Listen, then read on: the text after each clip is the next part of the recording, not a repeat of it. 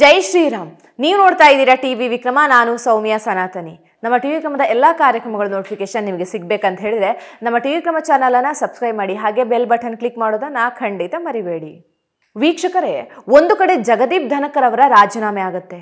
ಅದರ ನಂತರ ಮುಂದಿನ ಉಪರಾಷ್ಟ್ರಪತಿ ಯಾರಾಗ್ತಾರೆ ಅನ್ನೋ ದೊಡ್ಡ ಚಿಂತೆ ಶುರುವಾಗುತ್ತೆ. ಧನಕರ್ ರಾಜೀನಾಮೆಯ ಕಾರಣದ ಬಗ್ಗೆ ಕೂಡ ತುಂಬಾ ವಿಷಯಗಳು ಓಡಾಡ್ತಾ ಇದ್ದಾವೆ. ಇದೆಲ್ಲದರ ನಡುವೆ ಇನ್ನೊಂದು ಸರ್ಪ್ರೈಸಿಂಗ್ ವಿಷಯ ಒಂದು ಬಂದಿದೆ.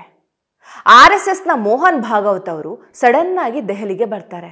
ಮುಸ್ಲಿಂ ಧರ್ಮಗುರುಗಳ ಜೊತೆ ಸೀಕ್ರೆಟ್ ಮೀಟಿಂಗ್ ನಡೆಸ್ತಾರೆ.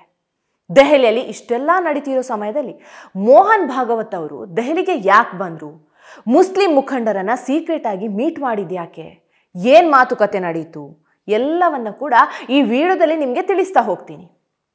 ವೀಕ್ಷಕರೇ, ದೆಹಲಿಯ ಹರಿಯಾಣ ಭವನದಲ್ಲಿ ಮೋಹನ್ ಭಾಗವತ್ ಅವರು ಹಾಗೆ ಒಂದಷ್ಟು ಮುಸ್ಲಿಂ ಧಾರ್ಮಿಕ ಮುಖಂಡರ ನಡುವೆ ಮೀಟಿಂಗ್ ನಡೆಯುತ್ತೆ.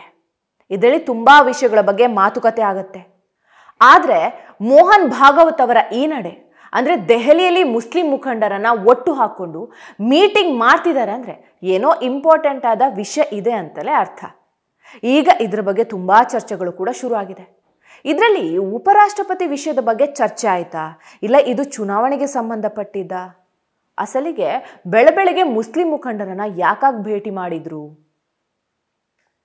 ನಾನು ಪದೇ ಪದೇ ಒಂದು ಮಾತು ಹೇಳ್ತಾ ಇದ್ದೆ ನೋಡಿ, ಮುಸಲ್ಮಾನರಲ್ಲಿ ಈ ಕಾಂಗ್ರೆಸ್ನವರು ಮತ್ತೆ ಕೆಲ ಅತೀ ಬುದ್ಧಿಜೀವಿಗಳು ಹೆದರಿಕೆ ಹುಟ್ಟಿಸ್ತಾ ಇದ್ದಾರೆ.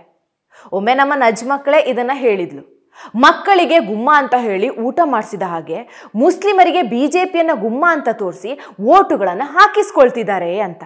ಬಿಜೆಪಿ ಅಂದ್ರೆ ಭಯ ಹುಟ್ಟಿಸಿ ಮುಸ್ಲಿಮರ ಓಟುಗಳನ್ನ ಭದ್ರ ಮಾಡ್ಕೋತಾ ಇದ್ದಾರೆ ಅಂತ.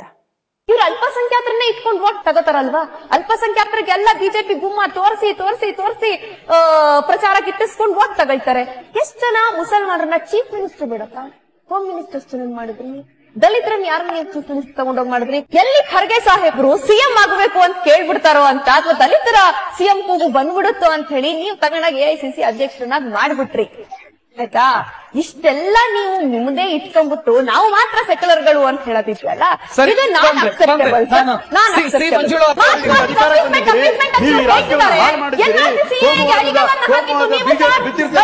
ಟಿಪ್ಪು ಜಯಂತಿಯನ್ನ ಮುಸಲ್ಮಾನರು ಬಂದು ಮಾಡಿ ಮಾಡಿ ಅಂತ ರಿಕ್ವೆಸ್ಟ್ ಮಾಡ್ಕೊಂಡಿದ್ರ?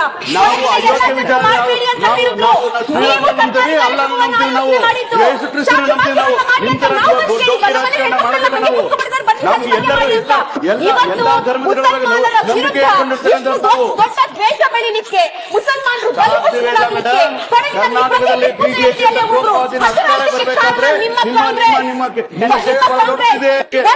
ರಾಜ್ಯಾಧ್ಯಕ್ಷರನ್ನ ಮುಸಲ್ಮಾನರನ್ನ ಮಾಡೋ ಯೋಗ್ಯತೆ ಕಾಂಗ್ರೆಸ್ ಬರಲಿಲ್ಲ.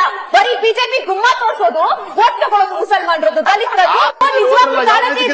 ಜಸ್ಟಿಸ್ ಸಚಾರ್ ವರದಿಯನ್ನ ನೀವು ಜಾರಿ ಮಾಡಿಸ್ತಿದ್ರಿ. ಮೈಸೂರಿನ ಮೈಸೂರಿನವಳಾಗಿ ನಾನು ಹೇಳ್ತಾ ಇದ್ದೀನಿ, ಮೈಸೂರಿನ ಮಹಾನಗರ ಪಾಲಿಕೆನಲ್ಲಿ ಆ ಸ್ಥಿತಿ ಬರೋದಕ್ಕೆ ಮುಖ್ಯವಾದ ಕಾರಣ ಯಾರು ಅಂತ ಹೇಳಿದ್ರೆ ಸಿದ್ದರಾಮಯ್ಯ ಅವರು.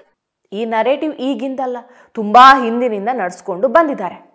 ಬಿಜೆಪಿ ಮತ್ತು RSS ಅಂದ್ರೆ ಮುಸ್ಲಿಂ ವಿರೋಧಿ ಅಂತ ಹೇಳ್ಕೊಂಡು. ಆದ್ರೆ ಒಂದು ಸಲ ಅಲ್ಲ, ಅನೇಕ ಸಲ ಅದನ್ನ ಅಲ್ಲಗಳೆದಿದ್ದಾರೆ.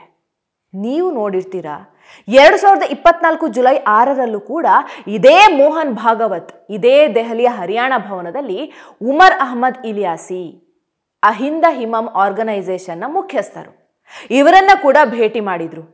RSS ವರಿಷ್ಠ ನಾಯಕರು ಕೂಡ ಅಲ್ಲಿ ಕಾಣಿಸ್ಕೊಂಡಿದ್ರು.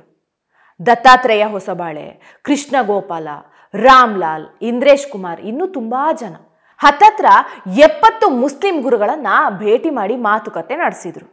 ಆದ್ರೆ ಆ ಮೀಟಿಂಗ್ RSSನ 100ನೇ ವರ್ಷದ ಸ್ಥಾಪನಾ ದಿನದ ಅಂಗವಾಗಿ ನಡೆದಿತ್ತು. ಅದರಲ್ಲಿ ಸಂಘಟನೆಯ ಲಕ್ಷ್ಯ ಬಗ್ಗೆ, ಭಾರತದ ವಿಷಯವಾಗಿ, ಭಾರತದ ಹಳ್ಳಿಯಲ್ಲಿರೋ ಜನ ಮುಸ್ಲಿಮರೂ ಇರ್ತಾರೆ, ಅವರ ಶಿಕ್ಷಣದ ಗ್ರಾಫನ್ನ ಹೆಚ್ಚು ಮಾಡೋದ್ರ ಬಗ್ಗೆ ಚರ್ಚೆ ಮಾಡಲಾಗುತ್ತೆ. ಮದ್ರಾಸದ ಸೌಕರ್ಯಗಳು, ರಕ್ಷಣೆಗಳ ಬಗ್ಗೆ ಈ ಮೀಟಿಂಗ್ನಲ್ಲಿ ಮಾತುಕತೆ ನಡೆದಿತ್ತು. ಆ ಮೀಟಿಂಗ್ನಲ್ಲಿ ಸಾಮಾಜಿಕ ಏಕತೆಯನ್ನ ಹೇಗೆ ಚೆನ್ನಾಗಿ ಇಟ್ಕೋಬೇಕು ಅನ್ನೋದರ ಬಗ್ಗೆ ಕೂಡ ಚರ್ಚೆಗಳು ನಡೆದಿತ್ತು. ವಿರೋಧ ಪಕ್ಷಗಳು ಏನ್ ಭಯ ಹುಟ್ಟಿಸಿದ್ರಲ್ವಾ, RSS ಮುಸ್ಲಿಂ ವಿರೋಧಿ ಅಂತ, ಅದನ್ನ ತೆಗೆದು ಹಾಕೋದಕ್ಕೆ ಆ ಸಭೆ ನಡೆಯುತ್ತೆ. ಮುಸ್ಲಿಂ ವಿರೋಧಿ ಅಂತ ಕೇವಲ RSS ಅಷ್ಟೇ ಅಲ್ಲ, ಬಿಜೆಪಿಯ ಮೇಲೆ ಕೂಡ ವಿರೋಧ ಪಕ್ಷಗಳು ಆರೋಪವನ್ನ ಮಾಡುತ್ತೆ. RSS ಪ್ರತಿ ಚುನಾವಣೆಯಲ್ಲೂ ಕೂಡ ಬೂತ್ ಲೆವೆಲ್ನಲ್ಲಿ ಮನೆ ಮನೆಗೆ ಹೋಗಿ ಪ್ರಚಾರ ಮಾಡುತ್ತೆ. ಬಿಹಾರವೇ ತಗೊಳ್ಳಿ. ಪಾಟ್ನಾದಲ್ಲಿ ಮುಸ್ಲಿಂ ಇಲಾಖೆ ಹಾಗೂ ಹಳ್ಳಿಯ ಜನರಿಗೆ ನಿತೀಶ್ ಕುಮಾರ್ ಅವರ ಜೊತೆ ಒಂದು ಗಟ್ಟಿಯಾದ ಬಾಂಧವ್ಯ ಇದೆ. ಅಲ್ಲಿ ಲಾಲು ಪ್ರಸಾದ್ ಯಾದವ್ ಬಂದ್ರು ಕೂಡ, ಪ್ರಶಾಂತ್ ಕಿಶೋರ್ ಬಂದ್ರು, ತೇಜಸ್ವಿ ಯಾದವ್ ಬಂದ್ರೂ ನಿತೀಶ್ ಕುಮಾರ್ ಅವರ ಮತದಾರರು ಅವರನ್ನ ಬಿಟ್ಟು ಹೋಗೋದಿಲ್ಲ. ಹಾಗೆ ಈ ಸಲ NDA ನಿತೀಶ್ ಕುಮಾರ್ ಅವರನ್ನ ಮುಂದಿಟ್ಕೊಂಡು ಚುನಾವಣೆ ನಡೆಸ್ತಾ ಇದೆ. ಸೊ ಈ ಸಲ ನಿತೀಶ್ ಕುಮಾರ್ ಅವರ ಕಮ್ಯುನಿಕೇಷನ್, ಪಬ್ಲಿಕ್ ಗ್ಯಾದರಿಂಗ್, ಸಭೆಗಳಲ್ಲಿ ಯಾವುದಾದ್ರೂ ಒಂದು ವಿವಾದ ಮಾಡೋದಕ್ಕೆ ವಿರೋಧ ಪಕ್ಷಗಳು ಕಾಯ್ತಾ ಇರುತ್ತೆ. ಅವರ ಆರೋಗ್ಯದ ವಿಷಯವಾಗಿ ನಿರಂತರವಾಗಿ ಪ್ರಶಾಂತ್ ಕಿಶೋರ್ ತುಂಬಾ ಮಾತಾಡ್ತಾರೆ. ತೇಜಸ್ವಿ ಯಾದವ್ ಕೂಡ ನಿತೀಶ್ ಕುಮಾರ್ ವಿರುದ್ಧ ವಾಗ್ದಾಳಿ ನಡೆಸ್ತಾನೇ ಇದ್ದಾರೆ. ವಿರೋಧ ಪಕ್ಷ ಕೂಡ ಪದೇ ಪದೇ ಹೇಳುತ್ತೆ ನಿತೀಶ್ ಕುಮಾರ್ ಅವರ ಆರೋಗ್ಯ ಸರಿ ಇಲ್ಲ ಅಂತ. ಪದೇ ಪದೇ ಇದನ್ನ ಹೇಳ್ತಾ ಇದ್ರೆ ವೋಟರ್ಸ್ ಮನಸ್ಸಿಗೆ ಎಫೆಕ್ಟ್ ಆಗಬಹುದು ಅನ್ನೋದು ಅವರ ಲೆಕ್ಕಾಚಾರ. 20 ವರ್ಷದಿಂದ ನಿತೀಶ್ ಕುಮಾರ್ ಅಲ್ಲಿ ಅಧಿಕಾರದಲ್ಲಿದ್ದಾರೆ, ಇದನ್ನೂ ಹೇಳ್ತಾರೆ. 20 ವರ್ಷ ಆಗಿದೆ, ಈಗಲಾದ್ರೂ ಬೇರೆಯವರಿಗೆ ಅವಕಾಶ ಕೊಡಿ ಅಂತ. ಇದರ ನಡುವೆ ಬಂಗಾಳದ ವಿಷಯಕ್ಕೆ ಬಂದ್ರೆ ಅಲ್ಲಿನ ಹಿಂದೂಗಳ ಪರಿಸ್ಥಿತಿ ಬಗ್ಗೆ ನಾನು ಮತ್ತೆ ಹೇಳಬೇಕು ಅಂತ ಇಲ್ಲ. 70ರಿಂದ 72% ಹಿಂದೂಗಳೇ ಇದ್ದಾರೆ. ಆದರೂ ಕೂಡ ಅವರು ಮಮತಾ ದೀದಿಯ ಸರ್ಕಾರವನ್ನು ಬದಲಿಸುವ ಮನಸ್ಸು ಮಾಡ್ತಾ ಇಲ್ಲ. ಯಾಕೆ? ಅಲ್ಲಿನವರೇ ಹೇಳೋ ಪ್ರಕಾರ ಪ್ರತಿ ಬೂತ್ ಮಟ್ಟದಲ್ಲೂ ದೀದಿ ತನ್ನ ಗೂಂಡಗಳನ್ನು ಕೂರಿಸ್ತಾರೆ.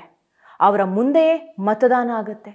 ಎಲೆಕ್ಷನ್ ನಂತರ ಕೌಂಟಿಂಗ್ನಲ್ಲಿ ನೋಡ್ತಾರೆ ಯಾವ ವಾರ್ಡ್ನ ಯಾವ ಬೂತ್ನಲ್ಲಿ TMCಗೆ ಜನ ವೋಟ್ ಮಾಡಿಲ್ಲ ಅಂತ. ವೋಟ್ BJPಗೆ ಬಿತ್ತು ಅಂದರೆ ಆ ಜನರ ಕತೆ ಮುಗೀತು ಅಂತಲೇ ಅರ್ಥ. ನೋಡಿ ಅಲ್ಲಿನ ಹಿಂದೂಗಳ ಕತೆ ಹೇಗಿದೆ ಅಂತ. ಸೊ ಈಗ ಮೋಹನ್ ಭಾಗವತ್ ಮುಸ್ಲಿಂ ಧರ್ಮಗುರುಗಳ ಜೊತೆ ಮೀಟಿಂಗ್ ನಡೆಸ್ತಾ ಇದ್ದಾರೆ. ಅದನ್ನು ನೋಡಿದರೆ ಬಿಹಾರದಲ್ಲೂ ಕೂಡ ದೊಡ್ಡ ವೋಟ್ ಬ್ಯಾಂಕ್ ಮುಸಲ್ಮಾನರದ್ದಾಗಿದೆ.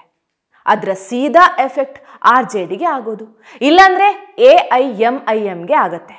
ಇತ್ತ ಕಾಂಗ್ರೆಸ್ ಟಾರ್ಗೆಟ್ ಕೂಡ ಅದೇ ಮುಸ್ಲಿಂ ವೋಟುಗಳು. ಈ ಮಾತುಕತೆ ಎಲ್ಲೋ ಒಂದ್ ಕಡೆ ಮುಸ್ಲಿಮರಿಗೆ ಒಂದು ಸಂದೇಶ ಕೊಟ್ಟಂಗಿದೆ. BJP ಮತ್ತು RSSನ ವಿಚಾರಧಾರೆ ಮುಸ್ಲಿಮರ ವಿರುದ್ಧವಾಗಿಲ್ಲ ಅಂತ. ಯಾಕಂದ್ರೆ ಆಗ್ಲೇ ಹೇಳ್ದಂಗೆ ಮುಸ್ಲಿಮರ ತಲೆಗೆ ವಿರೋಧ ಪಕ್ಷಗಳು ಗುಮ್ಮದ ಕಥೆಯನ್ನ ಹೇಳ್ಕೊಂಡು ಬಂದಿದೆ. ಆ ಭಯವನ್ನ ದೂರ ಮಾಡೋ ಪ್ರಯತ್ನವನ್ನ ಮೋಹನ್ ಭಾಗವತ್ ಮಾಡ್ತಾ ಇದ್ದಾರೆ. ಇನ್ನೊಂದು ಆಂಗಲ್ನಿಂದ ಯೋಚನೆ ಮಾಡೋದಾದ್ರೆ, ನಿಮಗೆ ಗೊತ್ತಿರಲಿ, ಆರಿಫ್ ಮೊಹಮ್ಮದರ ಹೆಸರು ಉಪರಾಷ್ಟ್ರಪತಿ ಅಭ್ಯರ್ಥಿಗಳ ಲಿಸ್ಟ್ನಲ್ಲಿ ಇದೆ. ಆ ವಿಚಾರವಾಗಿಯೂ ಈ ಮೀಟಿಂಗ್ನಲ್ಲಿ ನಡೆದಿರಬಹುದು. ಒಂದಂತೂ ಸತ್ಯ, ಈ ಸಲ ಉಪರಾಷ್ಟ್ರಪತಿ ಹುದ್ದೆಗೆ ಪ್ಯೂರ್ BJP ನಾಯಕರನ್ನೇ ಆಯ್ಕೆ ಮಾಡುವ ಚಾನ್ಸಸ್ ಜಾಸ್ತಿನೇ ಇದೆ. ಟಿವಿ ವಿಕ್ರಮ, ದೇಶ ನಿಮ್ಮ ಕೈಯಲ್ಲಿ. ಈ ಕಾರ್ಯಕ್ರಮ ನಿಮಗೆ ಇಷ್ಟ ಆಗಿದ್ದಲ್ಲಿ ಲೈಕ್, ಶೇರ್ ಹಾಗೂ ಕಮೆಂಟ್ ಮಾಡಿ. ಟಿವಿ ವಿಕ್ರಮದ ಕಾರ್ಯಕ್ರಮಗಳನ್ನು ನಿರಂತರವಾಗಿ ವೀಕ್ಷಿಸಲು ಸಬ್ಸ್ಕ್ರೈಬ್ ಮಾಡಿ, ಬೆಲ್ ಐಕನ್ ಒತ್ತಿ.